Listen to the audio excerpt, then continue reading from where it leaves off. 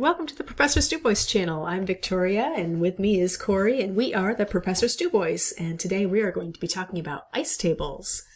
Yeah, actually, we're going to just provide some supplemental instruction on equilibrium reactions and equilibrium expressions. And of course, those are going to include our ice tables. So let's get started. I've got an example problem here, and you can see we've got a reaction. It's an equilibrium reaction, and the reason I know it is because of these double arrows. And what this means is that this reaction can run in either direction, and it will do so until it comes to some equilibrium. Now, what that means is that the amounts or the concentrations, or in this case, we're looking at gases, we could express that as concentration or even pressure, does not change. It doesn't mean that they're equal. So this term equilibrium might suggest that these are equal concentrations, and they're not.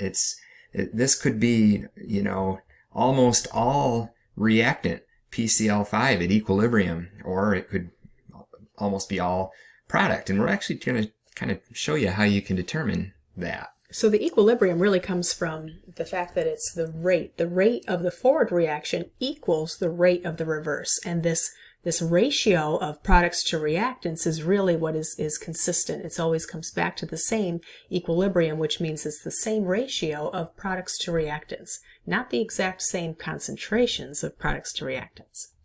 So we've got this question asking us to calculate the equilibrium constant. That's the capital K. And in this example, they put a little C under there. Do you want to talk about the C? That just means concentration. So the way that we calculated this K is we used molarities. And you might see Kp, which is that pressures were used. Partial pressures are really like concentrations of gases. So we used molarity for this one. Okay, so starting this question, the first thing I always do, I look at these reactions and I check the states of matter. And the reason I check the states of matter is because solids and liquids do not go into our equilibrium expression. And I'll just make a note. Do not go into... They're either there or they're not. I mean, we either have some or we don't. If they're solids or liquids, it's really not a concentration. The next thing I look for is my equation balanced? And this is really, really important because the way we calculate this equilibrium constant, the capital K, is we take the equilibrium concentration, and we represent concentration with brackets. So we're going to take the equilibrium concentration of our products over our reactants. Now, I mentioned that balanced equation, and the reason I did is because these concentrations are raised to the power of the coefficient in the balanced equation. Now this is balanced and there are no coefficients, so we're just implying that there's one of each. So let's say we had a different reaction and we had 2A going to B plus 3C. So my equilibrium constant for this would be my equilibrium concentration of B, that's a product. There's just a 1 there, so I don't write the 1, that's implied, times my C cubed, and that came from the balanced equation, the coefficient of 3, over my reactant. Again, these are equilibrium concentrations, and that will be squared. If any of these substances were solids, pure solids or liquids, you would leave them right out of the K expression. All right, so we've kind of got our skeleton equation here. We've determined that the reaction's balanced. We've checked the states. And this says that we got a student that ran the reaction. They specified a temperature.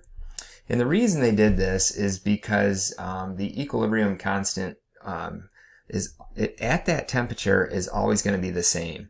So we're going to calculate it in this case.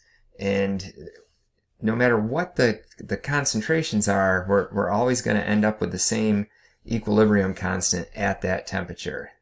At a different temperature, we would have a different K. Okay, so we have... Okay.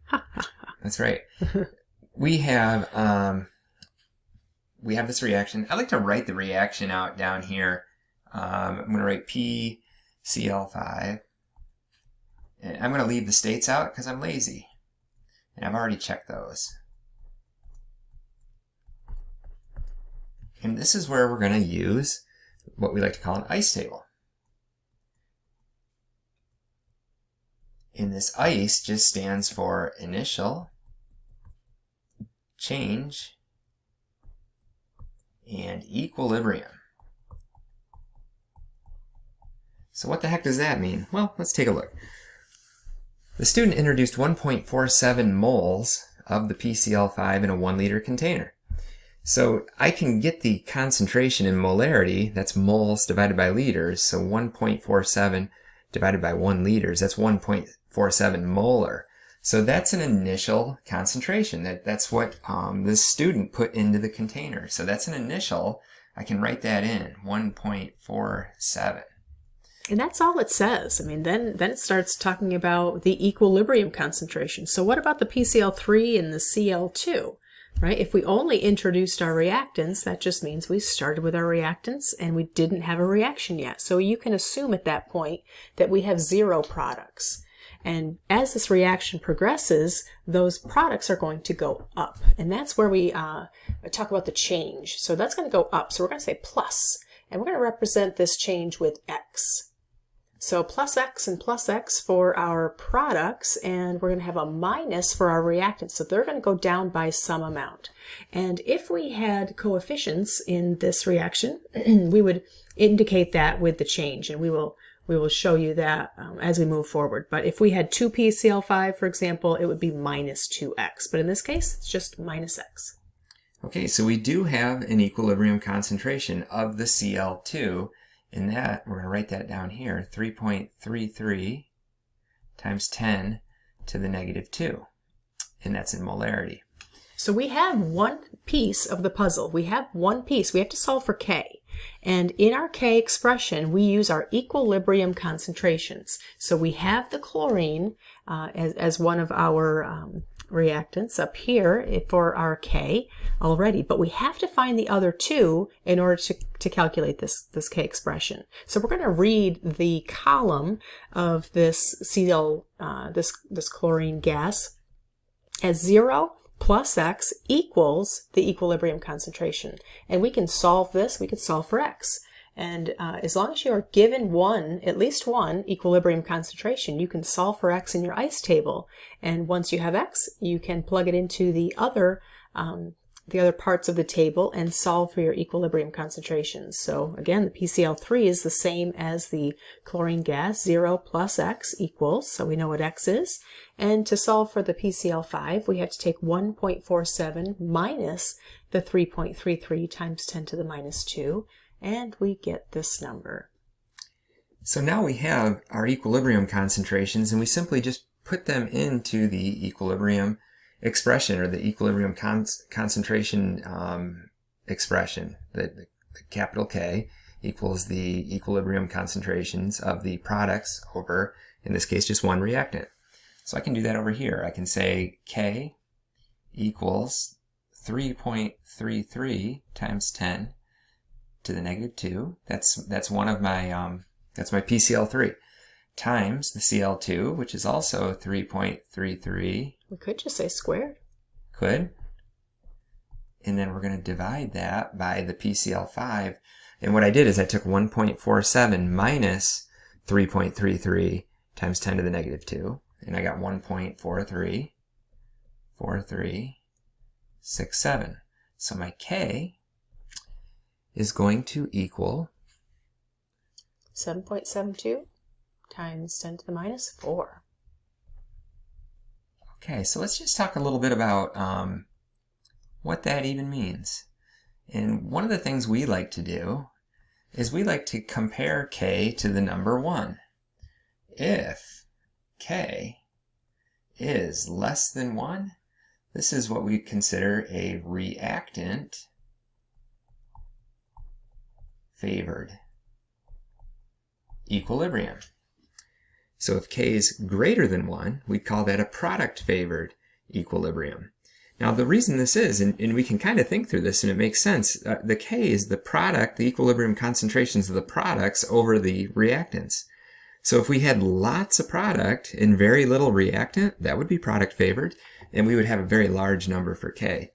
In this case, we had a pretty small number, times 10 to the negative 4, so we could go ahead and say that this is reactant favored, meaning that at equilibrium, there's going to be more of the PCl5 than the PCl3 and the Cl2. But there will be concentrations of each. We have these concentrations right here that we would achieve at equilibrium if we started with 1.47 moles in the container. And that's it. That's how you solve for that. I think that's a good spot to stop for this this part of the instruction. And stay tuned, because we have a whole series of these types of problems and the different nuances that you're going to see when you're working on these types of problems in general chemistry. So come back to the Professor Stu Boyce channel. We'll see you then.